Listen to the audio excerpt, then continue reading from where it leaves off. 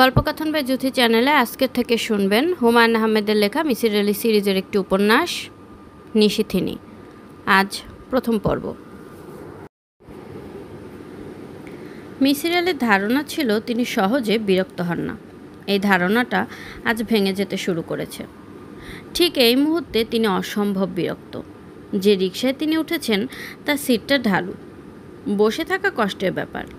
তার চেয়েও বড় কথা, 2 মিনিট পর পর রিকশার চেইন পড়ে যাচ্ছে। এখন বাজছে 10:23। 10:30টায় থার্ড ইয়ার অনার্সের সঙ্গে তার একটা টিউটোরিয়াল আছে। এটা কোনো কমই ধরা যাবে না। যে হারে রিকশা এগোচ্ছে তাতে ইউনিভার্সিটিতে পৌঁছাতে তার আরও মিনিট 15 লাগবে। একালের ছাত্ররা এতক্ষণ তাদের টিচারদের জন্য অপেক্ষা করে না। মিসির আলি তার বিরক্তি ঢাকবার জন্য একটা সিগারেট ধরালেন। ঠিক তখন পঞ্চমবারের মতো রিকশার চেইন পড়ে গেল। রিকশাওয়ালা ভাবভঙ্গি দেখে মনে হচ্ছে চেইন পড়ার ব্যাপারটা সে আনন্দিত। গদাই লস্করি চালে সে নামলো এবং সামনের চাকাটা তুলে ঝাঁকাঝাঁকি করতে লাগলো। চেইন পড়ে গেলে কেউ চাকা তুলে ঝাঁকাঝাঁকি করে বলে তার জানা ছিল না। রুক্ষ গলায় বললেন, এরকম করছো কেন? রিকশাওয়ালা জবাব দিল না, গরম চোখে তাকালো এবং মিসির আলিকে সম্পূর্ণ উপেক্ষা করে একটা বিড়ি ধরালো। মিসির আলি রাগ সামলাবার চেষ্টা করতে লাগলেন। 20 থেকে 1 পর্যন্ত উল্টো দিকে গুনলেন। জীবনানন্দ দাশের মনে হয় একদিন কবিতা মানুষের অস্থিরতা কমিয়ে দেয়।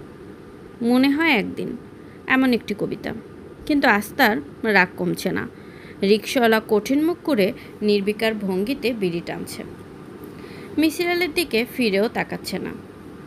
মিসির আলি নিজেকে সামলাবার জন্যই ভাবতে লাগলেন, তিনি যদি সিগারেট ধরাতে পারেন তাহলে এই লোকটি পারবে না কেন? জুন মাসে প্রচণ্ড গরমে বেচারা ক্লান্ত ও বিরক্ত। একজন ক্লান্ত ও বিরক্ত মানুষের নিশ্চয়ই বিশ্রাম করার অধিকার আছে। তিনি হালকা গলায় বললেন, নাম কি তোমার? শামসু। বাড়ি কোথায় তোমার শামসু? বাড়িঘর নাই। দেরি হয়ে যাচ্ছে আমার। শামসু রিক্সা চালাও, ক্লাস মিস হবে। শামসু কোনো পাত্তাই দিল না। রাস্তার পাশে পেশাব করতে বসে গেল। তার বসার ভঙ্গি থেকে বোঝা যাচ্ছে সে সহজে উঠবে না, বসেই থাকবে। এই লোকটি কি কোনো একটি অজ্ঞাত কারণে তার সঙ্গে ঝগড়া বাঁধাবার চেষ্টা করছে? মিসির আলি রিকশা থেকে নেমে পড়লেন। 5 টাকা ভাড়া ঠিক করা ছিল। তিনি 6 টাকা দিলেন। সহস্বরে বললেন, নাও ভাড়া নাও, আমি হেঁটে চলে যাব। সাধারণত রিকশাওয়ালাদের সবচেয়ে ময়লা ন্যাতন্যাতে নোটগুলো দেওয়া হয়। মিসির আলি তাকে দিয়েছেন কচকচে নতুন নোট। এটা তিনি করলেন এই আশায় যাতে শামসু নামের এই উদ্ধত যুবকটি তার আচরণের জন্য লজ্জিত বোধ করে।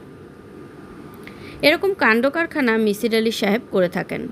একবার বাসে তার পাশে সুখী সুখী চেহারার এক বুড়ো বসল। 2 জনের সিট, কিন্তু বুড়ো অকারণে পা ফাঁক করে তাকে চাপ দিতে লাগলো। বিশ্রী কাণ্ড। মিসির আলি অনেকক্ষণ চাপ সহ্য করলেন। তারপর উঠে দাঁড়িয়ে হাসি মুখে বললেন, আপনার বোধহয় অল্প জায়গায় বসার অভ্যেস নেই, আপনি বরং একাই এখানে আরাম করে বসুন। মিসির আলি ভেবেছিলেন লোকটি এত লজ্জিত ও বিব্রত হবে। সেরকম কিছুই হলো না। লোকটি নির্বিকার ভঙ্গিতে 2 জনের জায়গা দখল করে পা দোলাতে লাগলো। এরা অসুখী মানুষ। নিজেদের ব্যক্তিগত যন্ত্রণা এরা অন্যের উপর চাপিয়ে দিতে চেষ্টা করে। ঢাকা শহরে অসুখী মানুষের সংখ্যা এত দ্রুত বাড়ছে কেন ভাবতে ভাবতে মিসির আলি দ্রুত হাঁটতে লাগলেন। মাথার উপর জুন মাসের গনগনে আকাশ। রাস্তাঘাট তেতে উঠেছে, বাতাসে লেশমাত্রও নেই। এবছর অসম্ভব গরম পড়েছে। এই অসহ্য গরমে রিকশাওয়ালারা মানুষ টানে কীভাবে কে জানে। মিসির আলি শামসু নামের উদ্ধত যুবকটির জন্য এক ধরনের মায়া অনুভব করলেন। ক্লাস ফাঁকা। আসমানি রঙের জামদানি পরা একটি মেয়ে শুধু সেকেন্ড বেঞ্চে বসে আছে। মেয়েটির মাথায় ঘোমটা। এটা একটা নতুন ব্যাপার। ইউনিভার্সিটির মেয়েরা মাথায় ঘোমটা দেয় শুধু আজানের সময়। মিসির আলি ঢুকতেই মেয়েটি উঠে দাঁড়ালো। তিনি অপ্রস্তুত স্বরে বললেন, দেরি করে ফেললাম, সবাই চলে গেছো নাকি? জি স্যার। তুমি বসে আছো কেন? তুমি কেন ওদের সঙ্গে গেলে না? মেয়েটি মৃদুস্বরে বলল, স্যার আপনি কি আমাকে চিনতে পারছেন না? হ্যাঁ চিনতে পারছি, তোমার নাম নীলু। জি। তুমি তো এই ক্লাসের নও। জি না। তাহলে? আমি স্যার আপনার সঙ্গে দেখা করবার জন্য বসে আছি। আমি রুটিনে দেখেছি আজ আপনার এখানে ক্লাস। মিসির আলি ভুরু কুঁচকে বললেন, তোমার কি বিয়ে হয়েছে? মাথায় ঘোমটা, তাই বললাম। নতুন বিয়ে হওয়া মেয়েরা প্রথম দিকে ঘোমটা পরে। আমার বিয়ে হয়নি। ও আচ্ছা, আপনার সঙ্গে আমার খুব একটা জরুরি কথা আছে স্যার। বলো। আমি স্যার অনেকটা সময় নিয়ে কথাটা আপনাকে বলতে চাই। আমি কি স্যার আপনার বাসায় যেতে পারি? বাসায় আমার কিছু ঝামেলা আছে। তাহলে স্যার আপনি কি আমাদের বাসায় একটু আসবেন? আমার খুব দরকার। ঠিক আছে, যাব। আমাদের বাসার ঠিকানা কি আপনার মনে আছে? একবার গিয়েছিলেন আমাদের বাসায়। আমাদের দোতলায় আপনার একজন পরিচিত মহিলা থাকতেন, রানু নাম। আমার মনে আছে। স্যার আপনি কি আজই আসবেন? আমার খুব দরকার। মিসির আলি তাকিয়ে রইলেন মেয়েটির দিকে। এই মেয়ের নাম নীলু, কিন্তু কোনো এক বিচিত্র কারণে তাকে অবিকল রানুর মতো দেখাচ্ছে। স্যার আপনি কি আজই যাবেন? ঠিক আছে রানু, আমার নাম কিন্তু স্যার নীলু। মিসির আলি লক্ষ্য করলেন মেয়েটা হাসছে, যেন তাকে রানু বলায় সে খুশি। এটাই যেন আশা করছিল। আমাদের বাসার ঠিকানা কি লিখে দেব? লিখে দিতে হবে না, আমার মনে আছে। আসবেন কিন্তু স্যার। আসবো, আমি আসবো। যাই স্যার, আসসালামু আলাইকুম। নীলু উঠে দাঁড়ালো। এত সুন্দর মেয়েটি, শ্যামলা গায়ের রং, চোখে মুখে তেমন কোনো বিশেষত্ব নেই, কিন্তু তবু এমন মায়া জাগিয়ে তুলছে কেন? মিসির আলি লজ্জিত বোধ করলেন।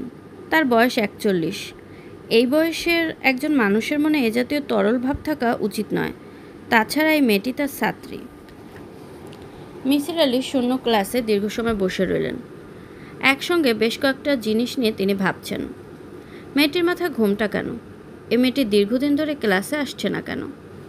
মেয়েটি চলে যাবার সময়ও একটা অস্বাভাবিক আচরণ করেছে। সোজাসুজি হেঁটে গেছে, একবারও পেছনে ফিরে তাকায়নি। মেয়েরা সাধারণত পেছন ফিরে তাকায়। সবচেয়ে রহস্যকর ব্যাপারটি হচ্ছে, একটা মৃতা মেয়ের ছাপ আছে নীলুর মধ্যে। যেভাবেই হোক আছে, কিন্তু তা সম্ভব নয়। প্রকৃতি রহস্য পছন্দ করে না। তিনি সিগারেট ধরালেন। প্রকৃতি রহস্য পছন্দ করে না, কথাটা কি সত্যি? তার মনে হলো সত্যি নয়। প্রকৃতির কাজই হচ্ছে নানান রকম রহস্য সৃষ্টি করা। মানুষের কাজ হচ্ছে সেই রহস্যের কুয়াশা সরিয়ে ফেলা। এমন একদিন আসবে যখন কেউ বলবে না, there are many things in heaven and earth. আরে মিসির আলি সাহেব না, এখানে কি করছেন? একা একা ক্লাসে বসে আছেন কেন? তিনি দাড়িওয়ালাই লোকটাকে চিনতে পারলেন না। হাতে রেজিস্ট্রি খাতা, কাজে অধ্যাপক হবেন। মুখখানা হাসি হাসি, পান খেয়ে দাঁত লাল করে ফেলেছেন। পান খাওয়া লোকজন কি কিছুটা নম্র স্বভাবের হয়? মিসির আলির মনে হলো পান এবং স্বভাবের ভেতর কোনো একটা সম্পর্ক আছে। তিনি যে কজন পানবিলাসী লোককে চেনেন তারা সবাই সদালাপী। কি কথা বলছেন না কেন? কিছু ভাবছেন নাকি? মিসির আলি উঠে দাঁড়ালেন। নরম ও শান্ত স্বরে বললেন, জি না, কিছু ভাবছি না। আপনি কি আমাকে চিনতে পারছেন না? জি না। দাঁড়িওয়ালা অধ্যাপক অত্যন্ত বিস্মিত হলেন। মিসির আলি বিব্রত বোধ করলেন। কাউকে চিনতে পারছি না বলা তাকে প্রায় অপমান করার শামিল। বিশেষ করে অধ্যাপক শ্রেণীর মানুষরা এ ব্যাপারে খুবই স্পর্শকাতর। সত্যি চিনতে পারছেন না? জি না, আমার একটা প্রবলেম আছে, কিছুই মনে থাকে না। মাসখানেক আগে আমি আপনার কাছে একজন রোগী নিয়ে গিয়েছিলাম, ফিরোজ নাম, ঢাকা মেডিকেল কলেজের ছাত্র। ও হ্যাঁ, মনে পড়েছে, আপনি ফিরোজের দুলাভাই। হ্যাঁ, দুলাভাই। এবং আপনার নাম হচ্ছে নাজিমুদ্দিন, হিস্ট্রি ডিপার্টমেন্ট। এই তো চিনতে পারছেন। চিনতে পারছি অ্যাসোসিয়েশন থেকে। একটা মনে পড়লে অন্যগুলো মনে পড়তে থাকে। Association of ideas. ফিরোজ তো অনেকখানি ইমপ্রুভ করেছে। এত অল্প সময় যে আপনি এতটা করবেন আমরা কেউ কল্পনাও করিনি। দারুণ ব্যাপার। মিসির আলি কিছু বললেন না। ফিরোজ আজ বিকেলে তার কাছে আসবে। প্রতি সোমবার ফিরোজের সঙ্গে তার একটা সেশন হয়, অথচ নীলুকে বলে রেখেছেন আজ যাবেন তাদের বাসায়। তার কাজকর্ম ইদানিং এলোমেলো হয়ে যাচ্ছে কেন? বয়স বাড়ছে? মিসির আলি সাহেব, জি, চলুন লাউঞ্জে বসে চা খাওয়া যাক। চলুন। আপনি এত গম্ভীর হয়ে আছেন কেন? কি ভাবছেন এত? কিছু ভাবছি না। তিনি একটা দীর্ঘ নিঃশ্বাস ফেললেন। দীর্ঘ নিঃশ্বাস কেন ফেললেন এই নিয়ে ভাবতে চেষ্টা করলেন। অকারণে তো কেউ দীর্ঘ নিঃশ্বাস ফেলে না। সব কিছু পেছনেই কারণ থাকে। এই জগতে কার্যকারণ ছাড়া কিছুই হয় না। সবই লজিক, জটিল লজিক। জটিল কিন্তু অভ্রান্ত। লজিকের বাইরে এক চুলও কারো যাবার ক্ষমতা নেই।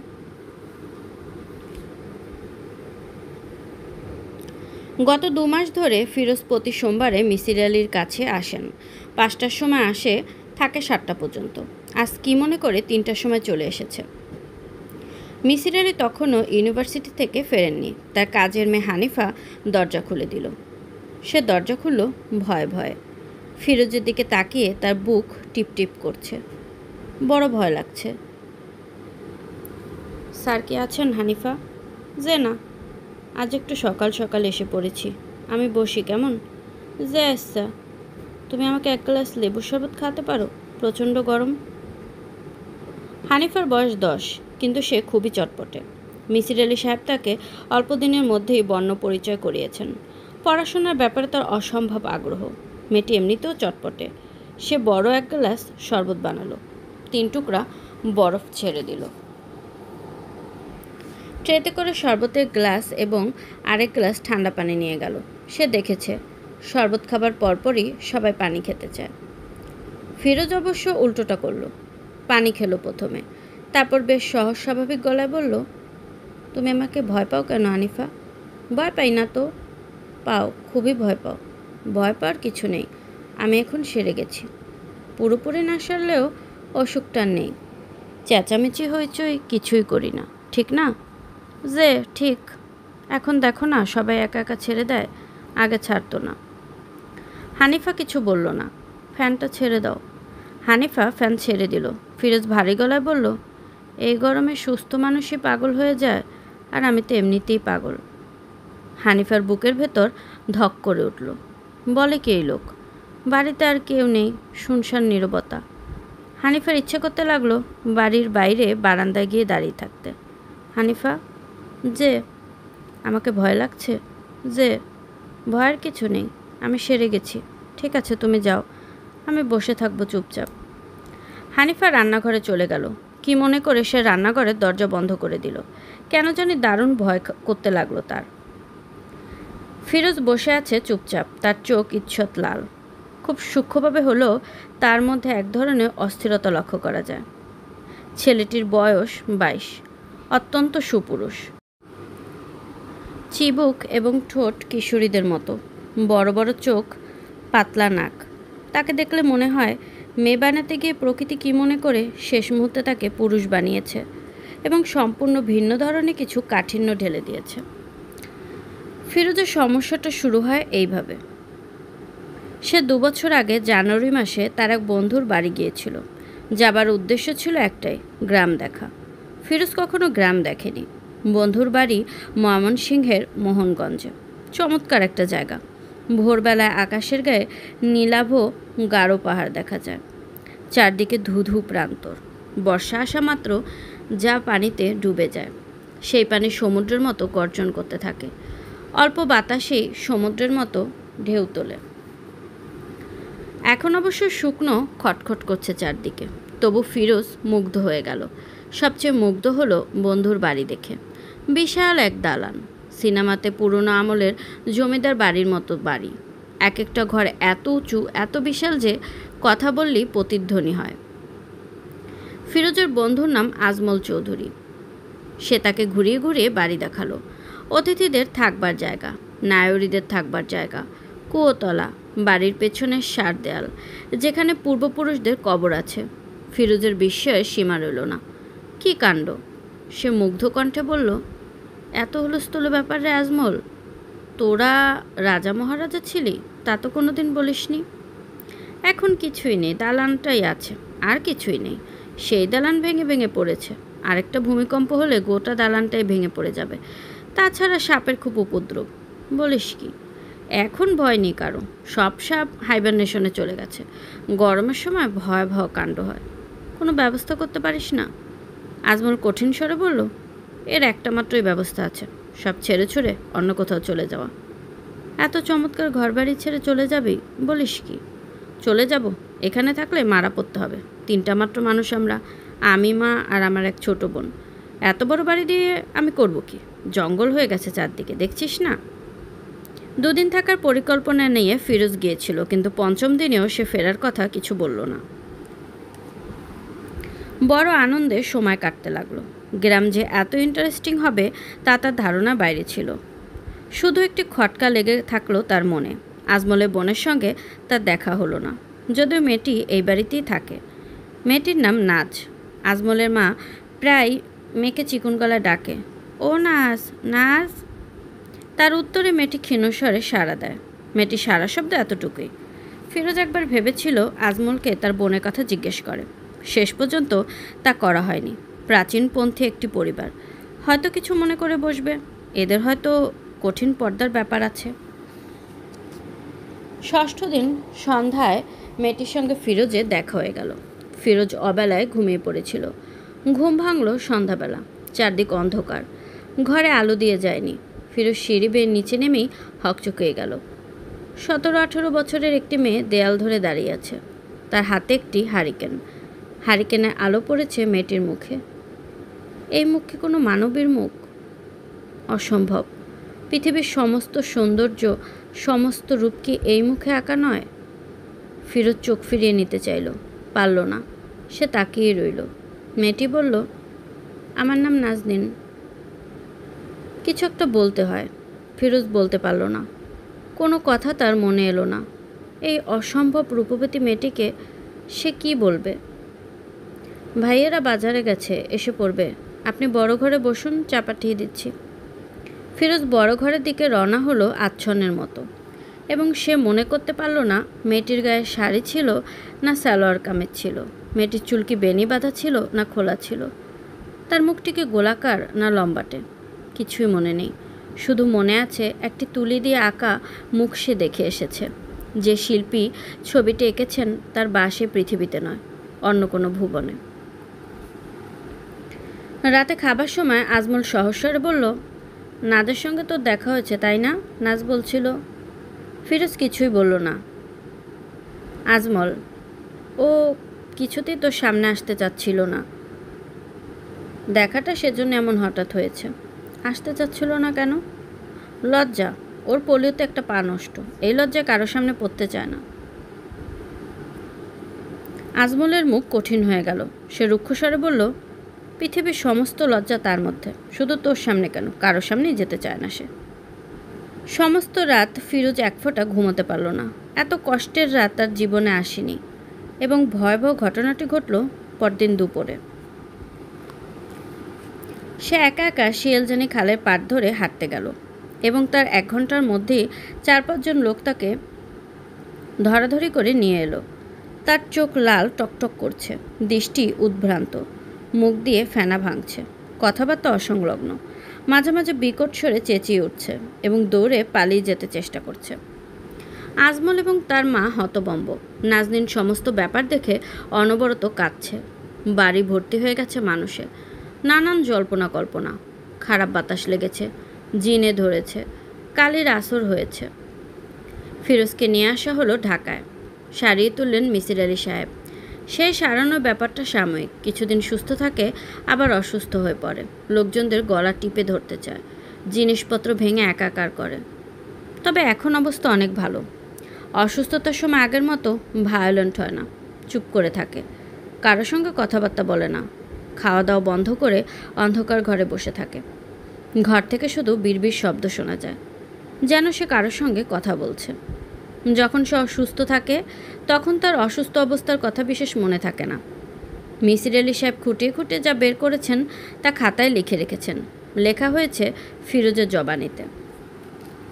অসুস্থতার বিবরণ। সারা রাত নানা কারণে আমার ঘুম হয়নি। শেষ রাতের দিকে একটু ঘুম এলো, তাও অল্প কিছুক্ষণের জন্য। 6টার সময় বিছানা ছেড়ে বাইরে এসে দেখি আজমল একটা চাদর গায়ে দিয়ে আমবাগানের রোদের জন্য অপেক্ষা করছে। চট করে রোদ উঠবে মনে হলো না, কারণ খুব কুয়াশা। আমি লক্ষ্য করেছি 8টা-9টার আগে এই অঞ্চলে সূর্যের দেখা পাওয়া যায় না। আজমল আমাকে দেখে বলল, আজ এত সকাল সকাল উঠলি, চোখ লাল কেন? রাতে ঘুম হয়নি? হয়েছে। চা খাবি 1 কাপ? নাস্তাও তো দেরি হবে, চাল কোটা হচ্ছে, পিঠা হবে, সময় লাগবে। চা 1 কাপ খাওয়া যায়। চা খেতে খেতে পাখি শিকার নিয়ে কথা হলো। এখান থেকে প্রায় মাইল 4 দূরে পুকুইরা বিলে নাকি খুব হাঁস নামছে। শেষ রাতে উঠে গেলে প্রচুর পাওয়া যাবে। আমি হাঁস মারা ব্যাপারে যথেষ্ট উৎসাহ দেখালাম, কিন্তু আজমলের কাছ থেকে কোনো রকম সাড়া পাওয়া গেল না। অথচ এখানে যার সঙ্গে দেখা হয় সে জিজ্ঞেস করে পাখি শিকার করতে এসেছি কিনা। আজমলের এরকম অনাগ্রহের কারণ নাস্তা খাবার সময় টের পাওয়া গেল। এদের পাখি মারার কোনো বন্দুক বর্তমানে নেই। একটা দোনলা উইনস্টন গান ছিল, অর্থনৈতিক কারণে বিক্রি করে ফেলতে হয়েছে। শিকারের প্রসঙ্গ উঠতেই এই কারণে আজমল মন খারাপ করেছে। আমার নিজেরও তখন একটু খারাপ লাগলো। শিকারের প্রসঙ্গটা না তুললেই হতো। রোদ উঠল 10টার দিকে। আমি ভেবেছিলাম আজমলের সঙ্গে বাজারের দিকে যাব, কিন্তু আজমল বলল, তুই থাক, আমি দেখি একটা বন্দুকের ব্যবস্থা করা যায় কি না। বন্দুকের ব্যবস্থা করার দরকার নেই, শিকারের দিকে আমার কোনো ঝোঁক নেই। আজমল আমার কোনো কথা শুনল না। সে অসম্ভব জেদি, আমাকে রেখে চলে গেল। আমার তেমন কিছু করার নেই। শিয়ালজানি খাল ধরে ধরে উত্তর দিকে হাঁটতে শুরু করলাম। এ অঞ্চলে হিন্দু বসতি খুব বেশি। এদের ঘরদুয়ার খুব পরিষ্কার পরিচ্ছন্ন, দেখতে ভালো লাগে। তবে অনেক বাড়িঘর দেখলাম ফাঁকা। আজমলের কাছে শুনেছি অনেক হিন্দু পরিবার ৭১-এর যুদ্ধে কলকাতা গিয়ে আর ফিরে আসেনি। বেশ কিছু মারা পড়েছে পাকিস্তানি আর্মির হাতে। এদের ঘরবাড়ি ফাঁকা, বড় বড় ঘাস জন্মেছে। জনমানবশূন্য ঘরবাড়ি দেখতে কেমন ভয় ভয় লাগে, গা ছমছম করে। আমি ঠিক করলাম বাড়ি ফিরে যাব। চরচর করে রোদ উঠছে, পানি তৃষ্ণা হচ্ছে। হাঁটতে হাঁটতে অনেক দূর চলে এসেছি। যে জায়গাটা আছি তা অসম্ভব নির্জন। আমি বিশাল একটা বকুল গাছের নিচে দাঁড়ালাম খানিকক্ষণ। তখনই ব্যাপারটা ঘটল। গড়গড় একটা শব্দ শুনলাম গাছে, যেন কেউ গাছের ডাল নাড়াচ্ছে। আমি চমকে গাছের দিকে তাকাতেই রক্ত হিম হয়ে এলো। দেখলাম গাছের ডালে একজন মানুষ বসে আছে, খালি গা, পরনে একটা প্যান্ট, চোখে গোল্ড রিম একটা চশমা। লোকটি রোগা এবং দারুণ ফর্সা, মুখের ভাব অত্যন্ত রুক্ষ। সে সাপের মতো সরসর করে নেমে এলো। একজন মানুষ গাছ থেকে নেমে আসার মধ্যে তেমন অস্বাভাবিক কিছু নেই, কিন্তু আমার শরীর কাঁপতে লাগলো, ঘামে গা চটচটে হয়ে গেল। লোকটির দৃষ্টি অস্বাভাবিক তীক্ষ্ণ। চশমার কাচের আড়ালেও তার চোখ চকচক করছে। সে এক পা করে এগিয়ে এলো আমার দিকে। আমার প্রচণ্ড ইচ্ছে করছিল ছুটে পালিয়ে যেতে, কিন্তু আমার পা যেন মাটিতে লেগে গেছে, নড়বার সামর্থ্য নেই। লোকটির কাছ থেকে দৃষ্টি ফিরিয়ে নেওয়ারও ক্ষমতা নেই। সে এগিয়ে এলো আমার দিকে, তারপর একটা চর বসিয়ে দিল। এর পরের ঘটনা আর কিছুই জানা নেই। মিসির আলি সাহেব তার ছোট ছোট অক্ষরে প্রচুর নোট লিখেছেন। প্রায় 25 পৃষ্ঠার একটি বিশ্লেষণী প্রবন্ধ আছে ইংরেজিতে লেখা। কিছু পয়েন্টস আছে আন্ডারলাইন করা। দু একটা পয়েন্ট এরকম: ফিরোজের গল্পে বেশ কিছু মজার ব্যাপার আছে। সে চশমা পরা একটি লোককে নেমে আসতে দেখলো খালি গায়ে, কিন্তু পরনে আছে প্যান্ট। যে লোকটি চশমা এবং প্যান্ট পরে সে খালি গায়ে থাকে না। লুঙ্গি পরা একটা লোক খালি গায়ে নেমে এলে বাস্তব চিত্র হতো। ফিরোজ দেখেছে একটি অবাস্তব চিত্র। অবাস্তব চিত্রগুলো আমরা স্বপ্নে দেখি। ফিরোজ কি একটি স্বপ্ন দৃশ্যে বর্ণনা করেছে? ফিরোজ বলেছে লোকটি পরনে ছিল প্যান্ট, কিন্তু প্যান্টের রং কী তা সে বলতে পারছে না। তার মানে কি এই প্যান্টের কোনো রং ছিল না? স্বপ্ন দৃশ্য সবসময় সাদা কালো হয়, স্বপ্ন বর্ণহীন। অবশ্য সে একটি রং স্পষ্ট উল্লেখ করেছে, সেটি হচ্ছে চশমার ফ্রেমের রং। সে বলেছে গোল্ড রিম চশমা, অর্থাৎ সে সোনালি রং দেখতে পাচ্ছে স্বপ্নদৃশ্যে, যা সম্ভব নয়। তার গল্পের কোথাও সে নাজনীন প্রসঙ্গ উল্লেখ করেনি। আমার মনে হচ্ছে ফিরোজের সমস্ত ব্যাপারটা নাজনীনের একটা ভূমিকা আছে। অসুস্থ হবার আগের রাত সে অনিদ্রায় কাটিয়েছে। অনিদ্রার মূল কারণ রূপবতী একটি মেয়ে।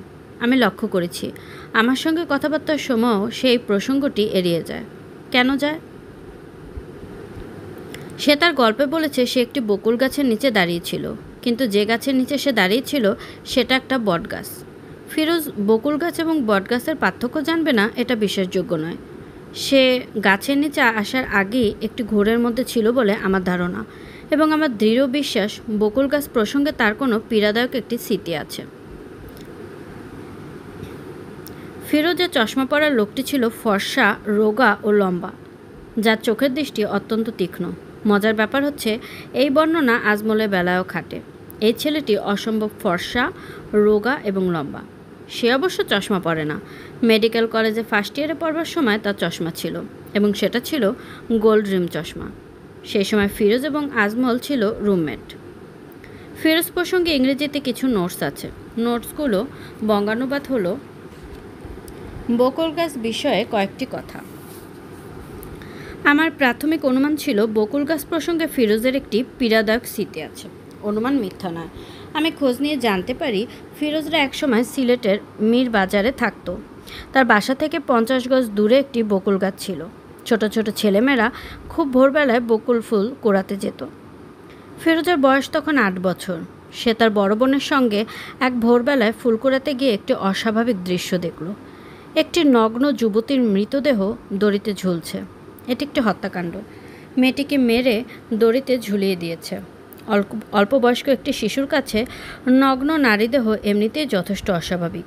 সেই দেহটি যদি হয় প্রাণহীন, তাহলে তা সহ্য করা মুশকিল।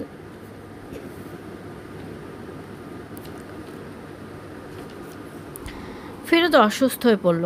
প্রচণ্ড জ্বর এবং ডেলিরিয়াম। শৈশবের এই দৃশ্য ফিরোজের মস্তিষ্কের নিউরনে জমা আছে, তা বলাই বাহুল্য। মিসির আলি সাহেব বাড়ি ফেলেন 5টা বাজার কিছু পরে।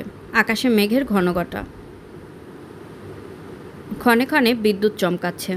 অন্ধকার হয়ে গেছে চারদিক। ঝাঁকে ঝাঁকে কাক উড়ছে আকাশে। ঝড় হবে সম্ভবত। পশু পাখিরা প্রাকৃতিক বিপর্যয়ের খবর আগে আগে পায়।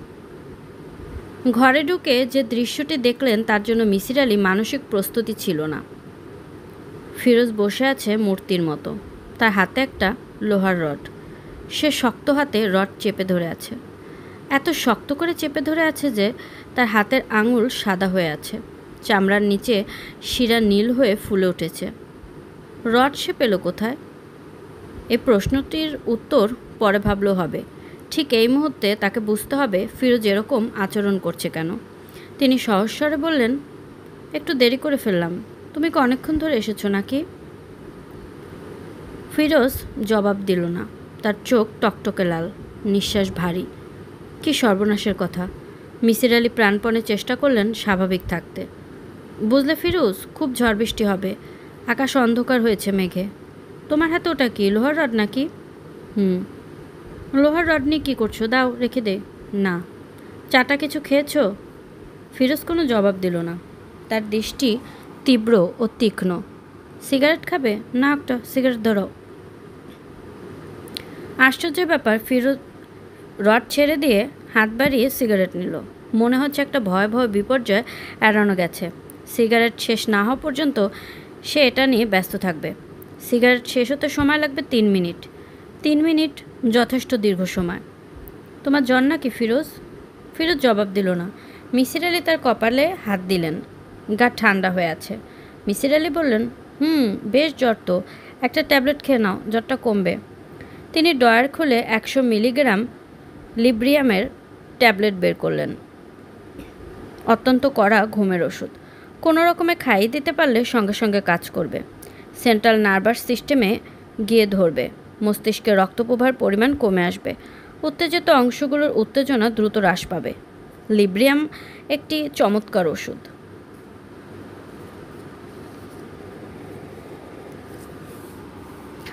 শুনছিলেন হুমায়ুন আহমেদের লেখা মিসির আলি সিরিজের একটি উপন্যাস নিশিথিনী। আজ প্রথম পর্ব। আজকে পর্বটি কেমন লাগলো কমেন্ট করে জানাতে ভুলবেন না। আমি আমার নিজের মতো করে আপনাদেরকে গল্প পাঠ করে শোনানোর চেষ্টা করছি, তাই ভুল ত্রুটি কিছু হলে আশা করি ক্ষমা সুন্দর দৃষ্টিতে দেখবেন। এবং গল্প পাঠ ভালো লাগলে প্লিজ আমার চ্যানেলটি সাবস্ক্রাইব করবেন। চাইলে অন্যদের সাথে শেয়ারও করতে পারেন। গল্পকথন বা জুথি চ্যানেলের সাথেই থাকবেন আশা করছি। আল্লাহ হাফেজ।